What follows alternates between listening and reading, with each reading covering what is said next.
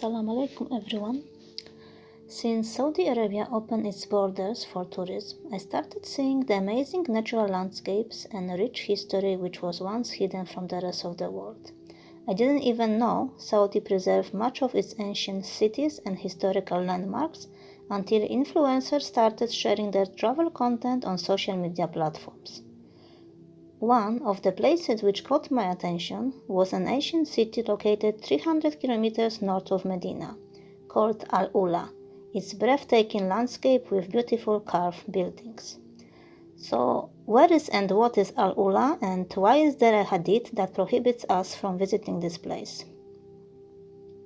In Islam, this place is known as Maidan al-Salih, home to the nation of Thamud, the people of Prophet Salih alayhi salam, who were known for their miraculous strength and skill in making the monuments, carvings, and constructions we still can see today.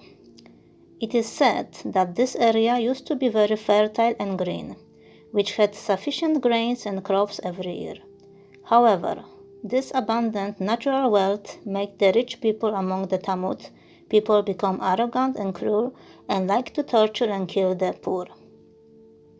A prophet from amongst them was sent to correct their wicked ways, and his name was Prophet Salih alayhi salam. You see, people of Thamud came after Allah destroyed the people of Ad, a wicked nation that came before them. The people of Thamud is described in the Quran as being powerful, incredibly wealthy, and resourceful. They were able to carve monuments and buildings out of mountains' rocks. They were also wealthy and powerful that they didn't actually even live in those mountains. They simply carved them purely for the sake of showing their abilities to do so.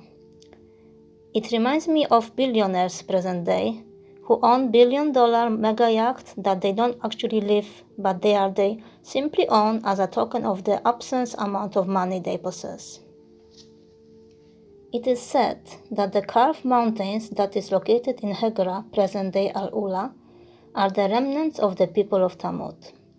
These mountains have been preserved by Allah subhanahu wa ta'ala as a sign to remind us of His might and power, of His mercy and rahmah, and also of the punishment that awaits the wrongdoers.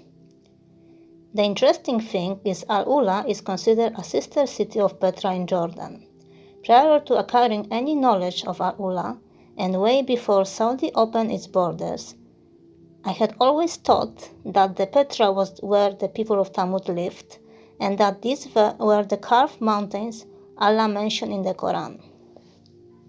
Some people of Thamud believe in Salih prophethood, while others still refuse to, even though two of them killed the innocent camel who was sent by Allah to them as a miracle. As a punishment for this, Allah sent an earthquake in the middle of the night, which made them all dead, and none of them woke up ever again. Allah says, "Thereupon a shocking catastrophe seized them, so that they lay prostrate in their dwellings." Surah Al-Araf, verse 78. When Prophet Muhammad ﷺ passed by this place while going for the Battle of Tabuk, he specially pointed this place Al-Hijr, Al-Ula or Maidan al-Salih out to his companions as an ibrat.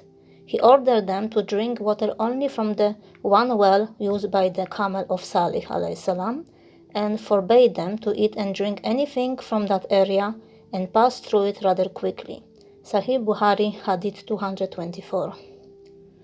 One of the fundamental teachings of Islam and what make us a follower of Prophet Muhammad ﷺ is our devotion to him and our adherence to his hadith and teachings. As Muslims, we believe that the Prophet ﷺ was guided by Allah subhanahu wa ta'ala, so everything that he forbade was in and of itself directly from Allah, as we believe that the Prophet ﷺ never acted out of his own will.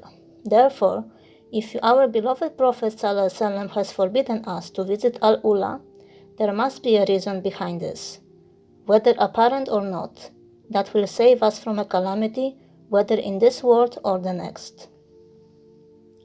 But I know this reasoning won't fly with some people.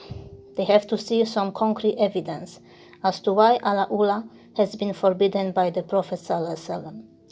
According to this article written by Maysa, a journalist at the Islamic Information, scientists and researchers have discovered a big hole in the ozone layer directly above the earthquake that occurred thousands of years ago.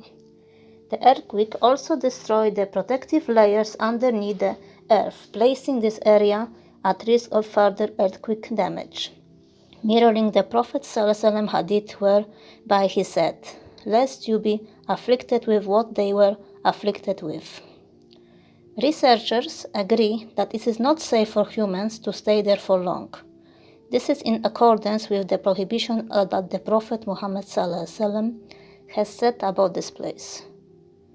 With that being said, a visit to Al-Ula by any Muslim should come with a clause of at your own risk, not just for a possibility of being harmed by what the Prophet ﷺ has cautioned us with, but for going against his explicit advice regarding passing through this area. Fortunately, Saudi Arabia has many natural landscapes that we can experience, so I think it won't be such a loss for us to not visit Al-Ula, where there are so many other interesting places to discover. This place, which is a sign of Ibrat, should not be used as a place of enjoyment and amusement. Maidan al-Salih has become a home for people who were destroyed by Azab and the wrath of Allah. This place should remind us of our Creator, His magnificence and His power. Instead, this place has begun to be celebrated and enjoyed as the art of architecture. If you like this video, please like, share and subscribe to my channel. Assalamu alaikum and to the next episode.